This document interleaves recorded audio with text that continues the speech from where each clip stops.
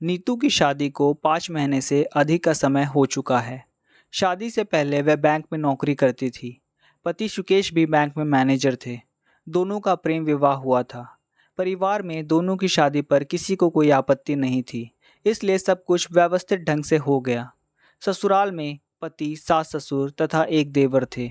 देवर को पढ़ाई में ज़्यादा रुचि नहीं थी, इसलिए वे अपने पिता के साथ ज्वेलरी की दुकान पर बैठते थे।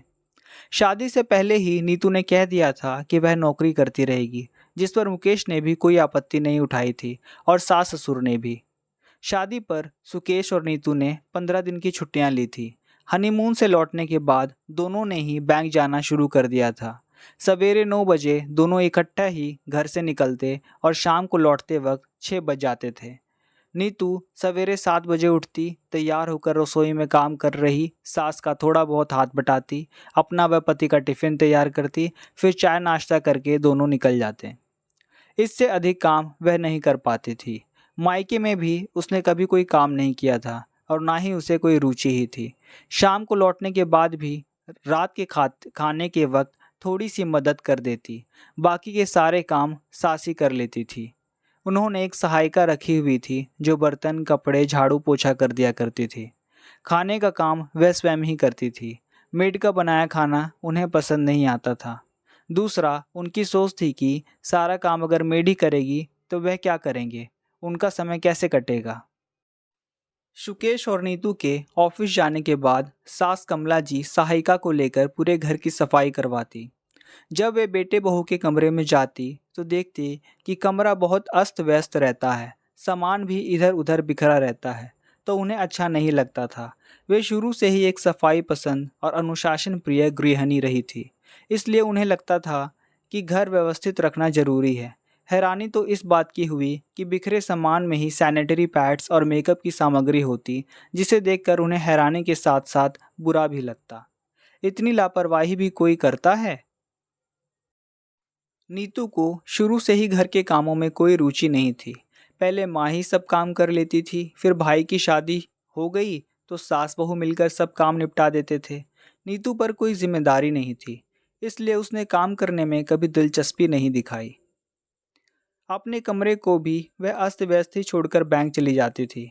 पीछे से भाभी या माँ ही उसके कमरे को ठीक करते थे।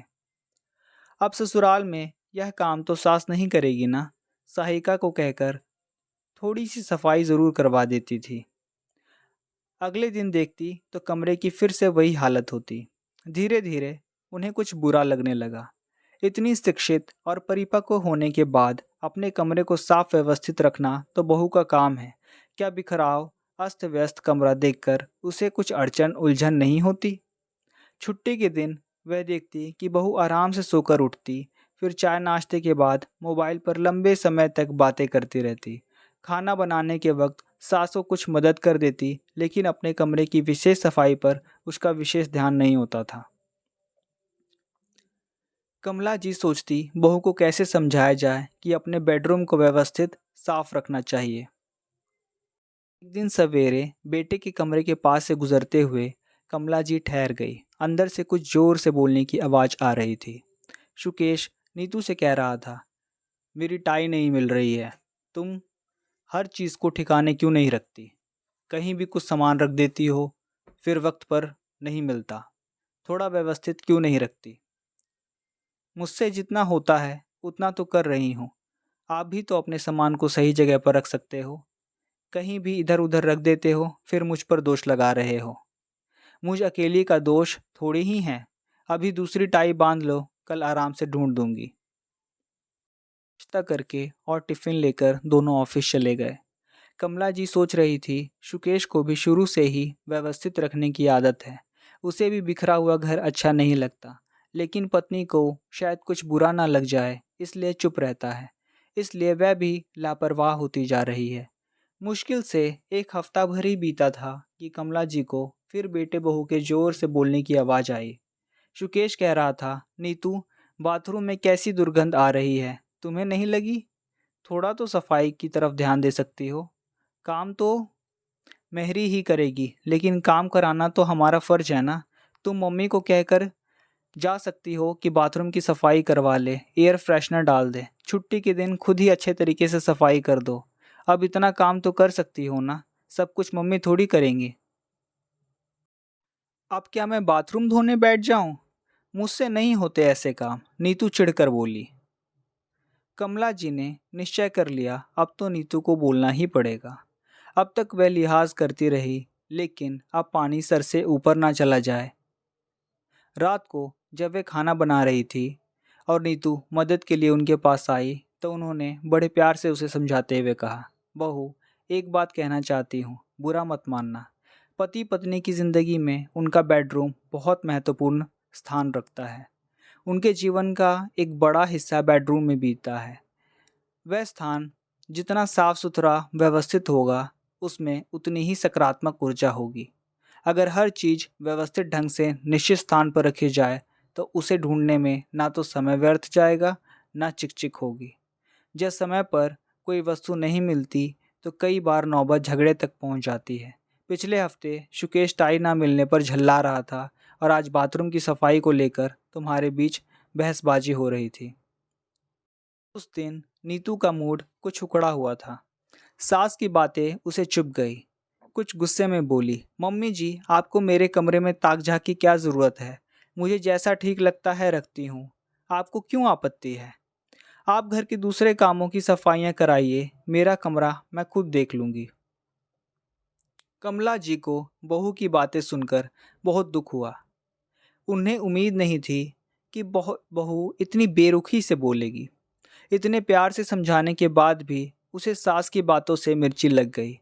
अब वे उसे कैसे समझाती कि देखने में ये बातें छोटी लगती हैं, लेकिन ऐसी छोटी छोटी बातें आगे जाकर मनमुटाव और कलह का कारण बन जाती है।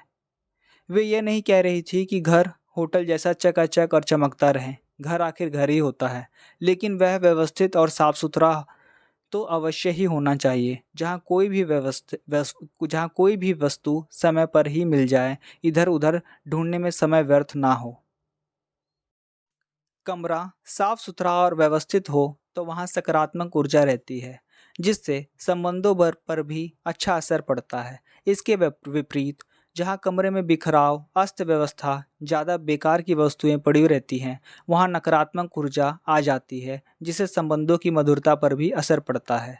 मनमुटाव, खींचतान, बहसबाजी जैसे हालात बनने लगते हैं। अब नीतू तो यह सब सुनने के लिए तैयार ही नहीं थी। कमला जी मन मारकर चुप हो गई और दूसरे कमरे में चली गई। रविवार के दिन चाय नाश्ते के बाद कमला जी ने देखा कि नीतू पति के साथ मिलकर अपने कमरे की सफाई कर रही है। उन्हें थोड़ा आश्चर्य भी हुआ और उनके चेहरे पर मुस्कान भी फैल गई। चलो, अकेले ना सही, पति के साथ मिलकर कम से कम अपने कमरे की सफाई तो कर रही है।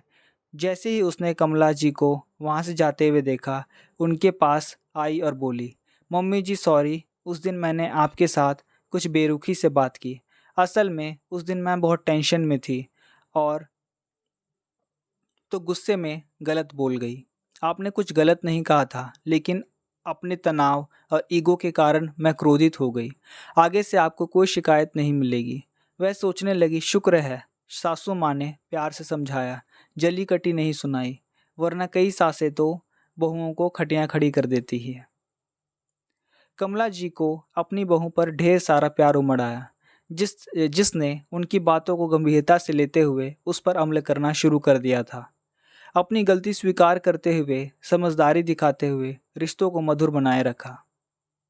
लेखिका नरेंद्र कौर छाबड़ा।